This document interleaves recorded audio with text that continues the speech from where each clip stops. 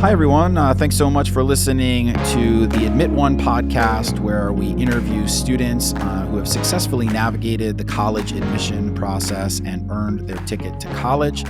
Today, we will be interviewing Punarvash, who is a senior at Basis High School in Scottsdale, Arizona. He is going to be attending Rice University in the fall. So he's just recently navigated the admission process, and excited to talk to him a little bit about what he learned and share some insight into that.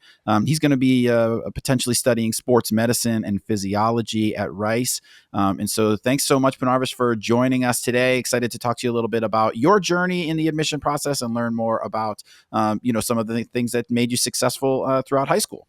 Yeah, definitely. Glad that I was able to join you guys here today. Cool. Awesome. Of course. So let's start just by talking a little bit about, tell us a little bit about your high school. What were some of the things that, if somebody just asked you what type of high school that you went to, how would you describe your school? Like, what were some of the things that that maybe differentiated it or that you found unique? Definitely. So our school is actually very, very small. Basis Scottsdale has a graduating class of roughly 74 students, so much smaller than a lot of other larger high schools. But even though it's so small, it tends to have a pretty competitive spirit.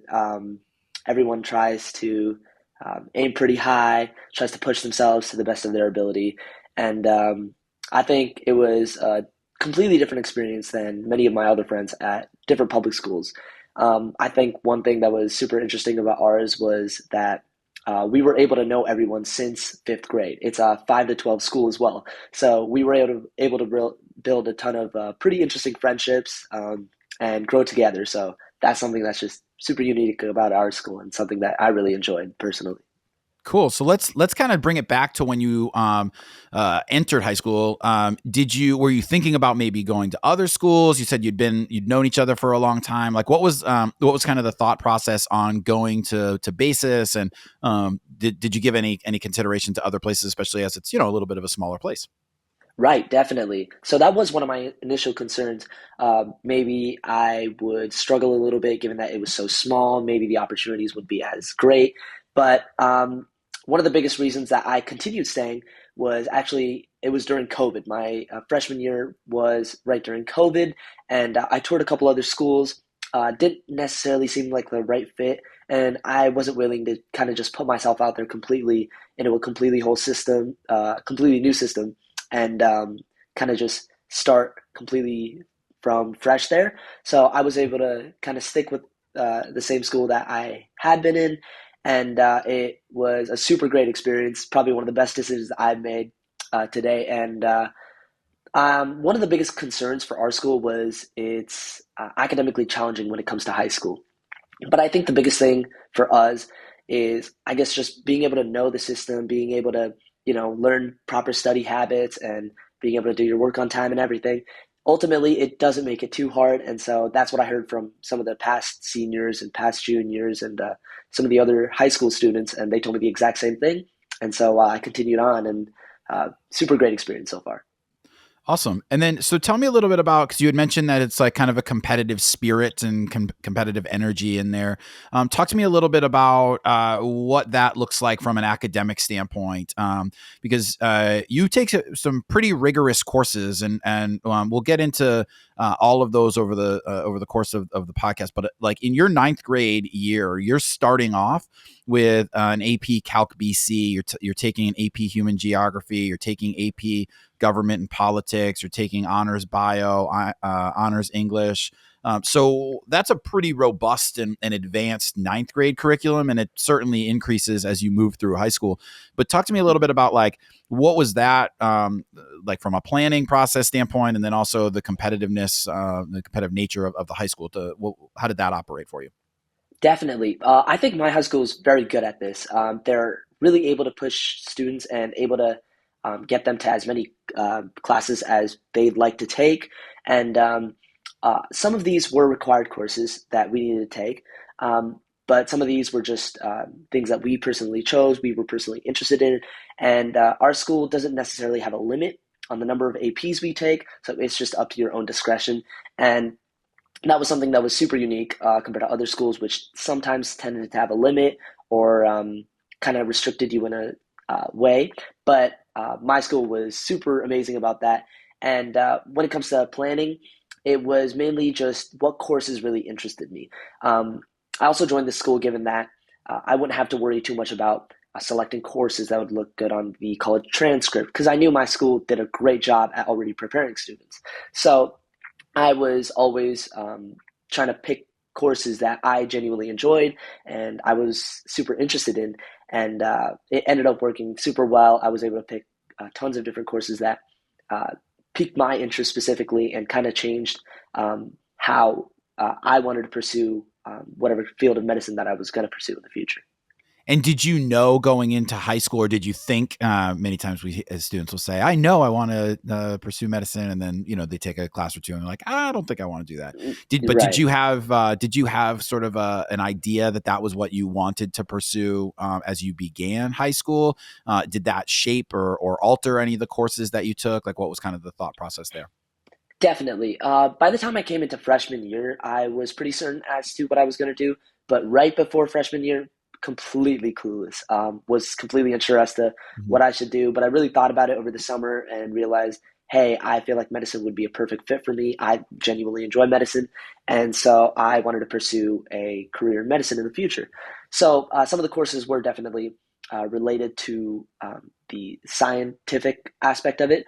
Mhm. I took psychology courses, which were electives, human geography courses, which is a mix of social sciences, but it was just something that I personally enjoyed. Yeah. So it was definitely did influence some of the courses that I did take, but it was nice given that it was already my interest. So I didn't have to think too much about what courses I was really going to have to pursue to try and make it look good on a college resume or something of that sort. Yeah, yeah, makes sense. Mhm. And just for your own personal background, like, what did you have family who are in medicine? Like, how did you get interested in it to begin with? Definitely. Actually, it's the opposite. None of my family is actually in medicine, and it was just something that I've always looked at. But it really solidified after my volunteer experience sophomore year Mhm. with an organization called Keen, Kids Enjoy Exercise Now, and it provided volunteers the opportunity to help kids with intellectual and developmental disabilities play sports and um, actively enjoy physical activity. And that was something that really meant a lot to me. I've been doing sports for a decent amount of time, martial arts, basketball, and a couple other sports that I've really enjoyed playing with my friends. So this was something that was really meaningful to me as well. And ever since, I've sought to become a pediatric sports medicine physician in the future. And this definitely was something that really shaped it and really solidified what I plan to do in the future.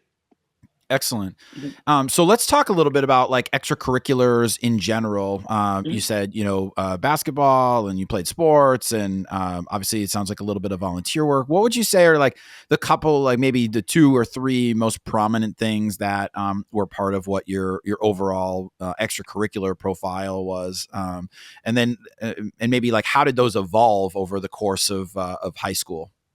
Definitely. For me, it was mainly focused on depth over breadth. I tried focusing on one or two main things, and I tried pushing myself and trying to find new ways I could help my community, trying to find new ways that I personally could enjoy whatever I did. So the first one that I thought was probably pretty well highlighted in my essays and everything for that matter would probably be my martial arts, my taekwondo. Mhm. I've been practicing martial arts for over 11 years, and I was able to compete nationally, and it was just something that I thoroughly enjoyed. So rather than just sticking with competition, I decided to start a local nonprofit organization that also helped provide martial arts to kids with mental and physical challenges, um, especially after COVID-19. And we provided in-person and online seminars as well. And that was one thing that I really was able to use from martial arts and kind of branch off of and kind of go in depth into my passion. Another thing that I did was a small blog that I created known as Taekwondo Times. And it was something that I was super interested in, and I was able to talk to tons of martial arts coaches from different universities.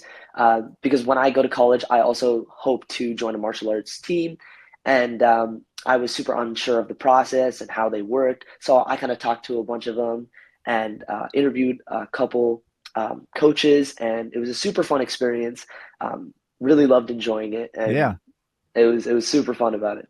That's cool. So let's kind of go back to that because I think, one of the things like from my perspective as a college admission counselor and working with students and families in the admission process, we get a lot of questions about like, what do I need to do from an extracurricular standpoint? What are the things that I need to get involved with? And one of the things that you touched on is very important is like depth over breadth. And so I think there's like this perception a lot of times from students that like I need to do a million different things and I'm Mhm. going to put it all on my resume and the admission officer is going to look at it and say, wow, this kid's amazing. You're admitted. The reality Right. is for the vast majority of colleges, when you apply, you can't even send in a resume, right? And Hmm. there's an activity list, but in the activity list, you only get 150 characters to talk about 10 activities. And so, Hmm. what I talk to students and families about all the time, and it sounds like what you were really cognizant of, is like I want to do things in a way that is unique and in a way that I like. They're my organic and authentic interests, but I want to pursue them in unique ways. So I want to go back to a little bit to the Taekwondo times because I think that's a super interesting part of your Hmm. profile. Like, talk to me a little bit about like how did that come up? What are like how often are you doing it? How many people are you interviewing? I mean, if you're talking to college coaches, that's pretty significant too. So just walk me through Hmm. like what the kind of thought process and then the growth with that was. Yeah, definitely. So it initially started with a simple Google search. I was searching online for just talks from martial arts coaches because I personally was interested. I was curious as to how they train their students and how I'd be able to train if I was able to go to martial arts schools in different universities. So I found Google search. I searched online and I wasn't able to find too much. And I kept searching, kept searching. There was only bits and pieces. Um, and it was more of just facts about the coaches or stuff related to that matter, but Mm-hmm. wasn't necessarily anything that really went in depth and gave a firsthand experience as to what they did. So I decided, hey, why not be able to interview some of these coaches and ultimately be able to gain the information that I did and be able to share it with other people who also might have the same questions. And online, I just went, searched different martial arts coaches, emailed them, and thankfully a couple replied. And Cool. I was able to interview roughly 4 to 5 different martial arts teams, Taekwondo Mm-hmm. teams throughout the country, from Liberty University to Northwestern University. Everyone was super pleasant. They were Mm-hmm. super nice about it, super happy to share information. So I really was able to pursue this in that matter and was really able to showcase some of the things that they did while also being able to understand personally what I could do if I were to be on a college Taekwondo team. Cool. That's interesting. And I think, there's a lot of people who pursue Taekwondo throughout high school. And then I think there tends to be this feeling of like, okay, well, now I'm going to college and I'm done with it. As opposed to like, if you're playing basketball or playing soccer or something like that, there's club teams and intramural teams and things like that. But you're right. I mean, Taekwondo is still an active part of a college community too. And Mm-hmm. it's interesting that you say, you're looking online and you're not able to find anything. So that's what, like, to me, that is what I look for when I work with students. And from an admission perspective, having reviewed, thousands of applications, what I'm looking for Mm-hmm. is not that you like, I don't need you to find a cure for cancer or like change the world or Right. anything, but more that you're able to identify holes and gaps within things and do something to try to fix those, to try to promote Mm-hmm. opportunity and let people in on things that they may not necessarily understand. And so something like that to me is a what I would describe as an elite part of somebody's profile, to think critically and to develop it over time, to have the kind of wherewithal to reach out to different coaches and universities and all of those kinds of things. So I think that's super interesting. Um, Yeah, the definitely. the other Thank you. thing, yeah, of course. Mm-hmm. The other thing about your profile that was that kind of caught my eye on in a number of occasions is like you have a lot of volunteer experience too. So maybe talk to me a little bit about how did you get aligned with these groups? How did you kind of like increase your involvement with some of the organizations that you worked with? Like Hmm. what did that sort of like trajectory look like? Definitely. So it was certainly difficult getting volunteer hours initially at hospitals, especially after COVID, where everything was shut down and there was really a challenging time finding opportunities. So I definitely did struggle in the beginning, but I started out with Abrazo, a level one trauma center, and I was able to volunteer through them. And after that, I kept applying to different hospitals, and they ultimately kept saying, "Yeah, of course, we love that." And each experience was super unique.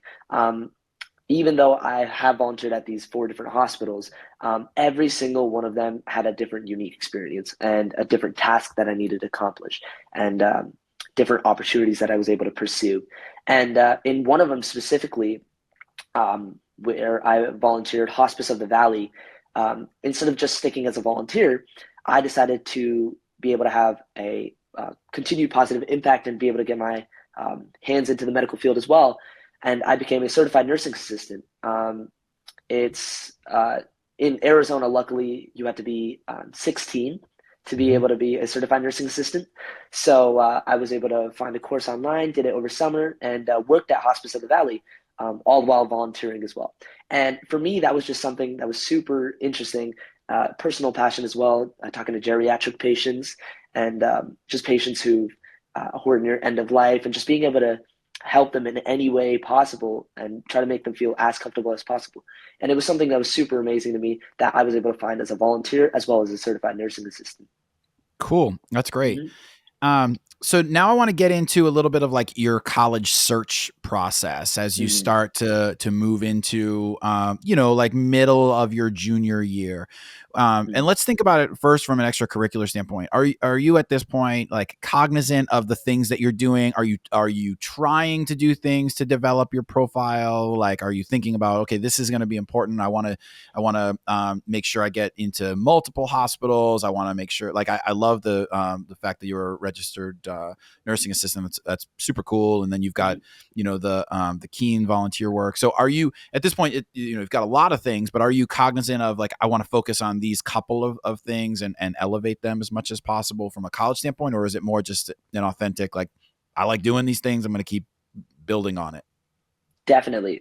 So initially, 100%, it was just trying stuff out. It was just kind of pursuing my passions.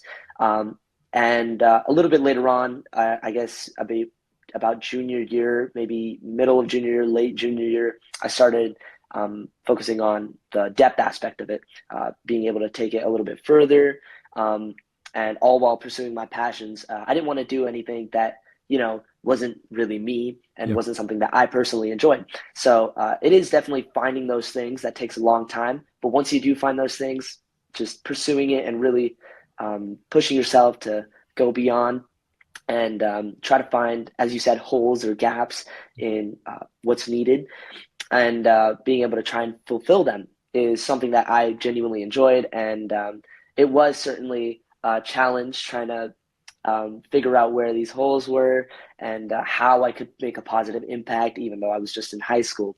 But overall, it was a super fun experience, and I became a little bit more cognizant of the fact that colleges do look at this kind of aspect about late junior year, early senior year, I'd say. Mhm. And I was able to start working from there. Cool.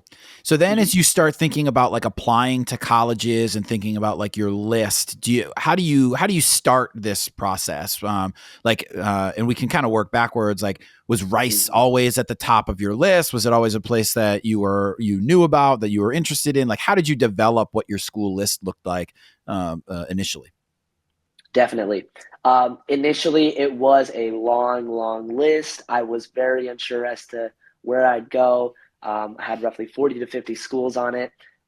Completely unsure as to how I would be able to continue like pushing and being able to, um, figure out the exact schools that I'd be able to apply, because 40 to 50 schools is completely That ain't not happening. Nah, possible. nah, you're not doing that. No. Exactly. So it was just something that I just kind of researched over and over and over, and I basically found programs that I was personally interested in. I looked at a couple different things, whether it was the facilities, the social life, um, the research opportunities, the course curriculum itself. I kept looking at universities, and over time, it kept. I was able to kind of thin stuff down into colleges that I personally found were super interesting, that had a nice social life, were super fun, engaging, having a rigorous curriculum. And so for Rice specifically, it was near the top of my list for a long period of time. I did ED to a different school, but that was initially a choice that I made based on kind of, I guess, the number of students that were initially um, at the other school that I ED to. But soon I went through regular decision, and at Rice, I realized the number of students is a little bit greater than I expected. And I talked to some past students, which I did for a couple of the other universities as well, and found Rice to be my best fit. And Mhm. it was just something that I really, really enjoyed. Love doing the college process. It is tiresome. It is very, very challenging, but it is very rewarding in the end. Cool. And Mhm. so when you're building out this list and you're going from 40 or 50 schools down to 8, 9, 10, 12, 13, something like that. I think that one of the biggest pieces of advice that I can give students is exactly what you're talking about, which is it's you're developing an understanding of programmatically what's available at the school. Like if Mhm. I gave a kid no context and I just said, I want you to research Rice University, 99 times out of 100, they would come back with things like the average GPA, the average SAT score, the Exactly right. acceptance rate, like the rank, things like that. Mhm. That's not research on the school. That's research on the likelihood that you have to get into the school. And so for Right. me, the biggest piece of advice as you start this process is try to find programmatically what's available at an institution that you're interested in, that you're intrigued by, that you're invested in, all of those kinds of things. And I think that Mhm. what you do a very, very good job with is utilizing that knowledge within your actual application. And I'll bring up your supplementals to Rice specifically, Mhm. because that to me is where you do a really fantastic job talking a little bit about the things that are available at each of these institution at the institution and how it aligns with really what you want to be working on. So I'll just give people Mhm. a quick chance to take a look through some of these your responses, but you're really talking about and here I'll just make it larger so that everybody can see. Um, Mhm. you do a lot of really good things to talk really specifically about the school. So you talk about um, uh, the work that you did with Keen. You also talk a lot about the work that you've done with people within hospitals and developmental disabilities, and working with students and how it aligns exactly with what you want to do from a major standpoint.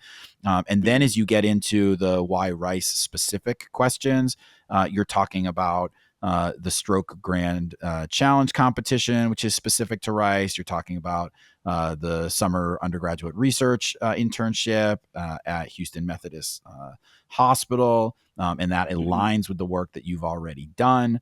You're Mhm. talking then as you move forward about some of the things that Rice specifically offers within their community, and then also how it aligns with what you have done. So I think that Mhm. that being able to connect those things is really really critical, and you do a great job in talking about those things across all of the responses that you have. And the key too is that it's not just that you're like listing off things within that you've Googled or you found online, but instead you're actually specifically connecting them to the work that you have done. So the culture of care and the work through Rice alumni. You talk about all of the research programs. So there's a lot within that as you think about applying. But then where you get that from, essentially, at the end of the day, is going to be the work that you're doing to research the colleges and to be able to figure out programmatically what you're most interested in, invested in. Do you feel like when you were Mhm. doing that research, do you feel like you were thoughtful of, I'm going to use this for the application, or was it like, oh, I did all this research and now it aligns perfectly with like these why do you want to go here types of questions that pretty much every college asks? Right. The second option, actually. Yeah. As I was eliminating from 40 to 50 schools all the way down to 20 schools, it was certainly not that big of a concern for me initially because I just wanted to be able to, I wouldn't physically be able to apply to as many schools. So I had to be able to kind of figure out ways that I personally, stuff that I valued in a university. And I kept researching and I kept researching. And I would take notes as I did my research, writing them on a separate document. And when it came time for essays, it proved to be really, really helpful. It wasn't necessarily something that was completely intentional, but it was something that did help. So I would suggest a lot of students do that. Do tons of initial research, maybe not from the standpoint that, oh, this would be really good on an essay, but the fact that, oh, hey, like these are some of the things that it does offer, and here's why I'm interested in that. But Yeah, I mean, certainly it was. your Y essays are Mhm. exactly the way that you want to structure it, which is like, here's what I've done, here's what the school has, here's how I'm going to use what the school has to enhance the work that I've done, and so that's really the way that I would approach it. And to me, like, you're learning more about college, you're getting a better understanding of what's out there and available. Why do you like this particular school? But then at the same time, you're developing the content that you're going to use when you inevitably apply, which is great. Um, I want to take a Right, little bit of a definitely. step back to talk about another aspect of your application, which is your main essay. And so, Mhm. what I find kind of interesting with your main essay, and we'll bring that up to let people take a look at it as Mhm. well. But what I find pretty interesting about your main Common App essay is um, you have a lot of things that are within your profile, right? We've talked about your volunteer work, and you're working in a hospital. We also will talk in a second about your senior year, because there's your school has a unique curriculum in that you have capstone projects and stuff that we'll talk about in just a Mhm. second. Um, Mhm. but when you're approaching the Common App essay, like, how are you thinking about these things? Because you end up talking about upcycling, which is not necessarily like one of the I wouldn't say one of the like primary points of emphasis for your application, but it's a super unique essay, and I think it gives some insight into who you are as a person and the way you think, and all of that. So I guess it's a long-winded way of asking, like, how did you land on this topic? What was sort of the thought process that went through your mind? Definitely. It was a lot of brainstorming that it really took.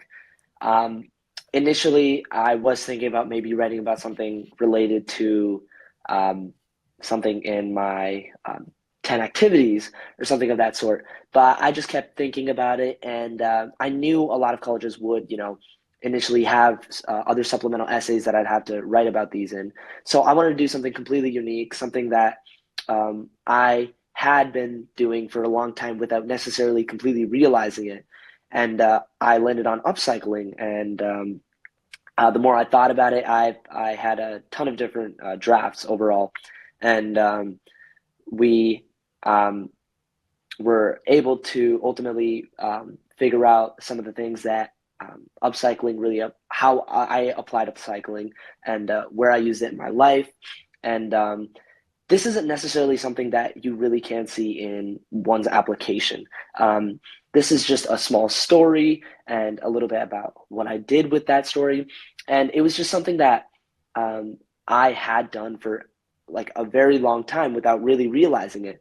And so trying to bring out that aspect was just completely based on continuing to write, and ultimately um, realizing that some of these activities don't necessarily have to be groundbreaking, but rather it's the way in which you talk about them, the way in which you're able to explain them, and you're able to convey them to the admissions counselors is what's truly important. And to be able to show that you yourself are a very unique person. Every single person has unique stories. Every single person has unique experiences, but bringing them out is a very difficult challenge. And Mhm. I think that was something that was definitely the hardest part, being able to get the story out and then being able to write them. But Yeah, I think whether intentional or not, it strategically is a really good approach for you. And the mhm, reason I say that is because when you're reviewing a college application, you're looking at the whole application. You're not just looking at it in a vacuum. And I think there's this tendency for students to look at like um, each individual entity as its own thing, but that's just not the mhm, way that the application is reviewed. So when I'm going through an application and reviewing it from a college standpoint, I'm typically starting with the transcript, right? And you have a really robust, rigorous curriculum. You have all A's. You've got like 14 AP classes. You've got super advanced courses across the board, right? So mhm, the academics are really really strong there, right? Then we're mhm, moving on and we're looking at your activity list, and your activity list is also very very strong. You've got a lot of like volunteer work. You're working in hospitals. You're thinking critically with like the interviews that you've done, right? So a lot of things that are really strong. But I don't know that necessarily I have like a sense of like who you are as an individual through those things. mhm. And even in Right. your supplementals are great because they connect to the things that you've done to what you want to do at Rice. But there's got to be a level of like likability, right? I've got to read this Mhm, and be like, oh, I'm rooting for this kid. This is super interesting. This is a different way of approaching things. This is like a mhm. different, it tells me a little bit about who you are, right? Like we tend to Right. like people more the more we get to know them. And I think you do a good job in this of kind of connecting the different pieces within your life. And I'll just read like a small portion for those who are maybe listening. You say, my Mhm, first experience with upcycling began when I looked over the pile of broken wooden boards from my martial arts dojo. After every special occasion, whether it was a tournament on my birthday, we had a tradition of writing down our fears on wooden boards and then breaking them. This process was extremely meaningful to me as it represented overcoming my fears and problems that prevented me from reaching my potential. However, over time, as these boards piled up in my garage, they seemed meaningless. That day, I planned to discard these broken boards, and I was overwhelmed with emotion. So you're talking about like, this is not that huge part of the essay is not about the upcycling components to what you do, but really more about the sort of sentimental attachment that you have to these things, and that mhm, it demonstrates that the importance that this thing has had within your life, mhm, and then you want to do something about it, and kind of alter the way uh, that your story ends. Like if you just threw away those boards, then the story that part of that story is over. But you're trying to look at it a little bit more through the standpoint of like, um, you know, what does it mean to me, and then how does it take shape? So I think that's a really interesting take on the essay, and strategically like a great way to kind of present yourself. Was it like a hard decision to land on something like this? Like, did you? Because sometimes I know kids feel like I've got to get my whole life in 650 words or less. Was that something that you right. felt, or were you like, oh, I like this idea, and the other pieces are going to be across other areas? Yeah, initially, yes, it was a very challenging process. I wasn't exactly sure what the Common App is supposed to be in these 650 words.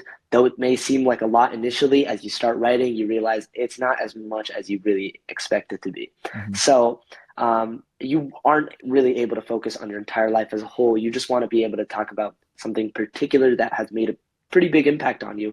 And what's great about the Common App is it's very vague when it comes to the questions they ask you to write about. Um, they're super vague as to how you can express yourself, and it's essentially free writing to a Mm-hmm. point, Totally. all while being able to show who you are as a person. Ultimately, be able to hit on every point that you hope to hit on, all while being able to um, be super expressive about it. And so it was definitely initially very, very challenging, but over time, I thought about it more and more, did tons of different drafts on how it should start, how it should end, what the content should be. And I landed on this, and this was something that I genuinely felt very happy about, pretty Yeah, proud of. it's great. I think you touch on a point that like I don't talk about very often, and maybe this is different from other college admission people or whatever. But oftentimes I'll get questions from people or from families, like a mom or a dad will read the question or read the response. Will say, "I don't even know what prompt they're responding to," and I always Hmm. I always think that's funny. I mean, I've read, I don't know, 30,000 college applications over the last like 20 years. I don't think I've Hmm. ever thought to myself on a Common App essay, oh, what prompt are you responding to? Like literally Right. never happens. Now that I certainly think about what is the question being asked on a supplemental, but from a Hmm. Common App essay, it's really more just to kind of guide what I'll give you a framework of what are the things that you're Hmm. talking about. I never think about, okay, what's the specific prompt? And so really more to talk about what your experiences are and how that's shaped who you are as an individual.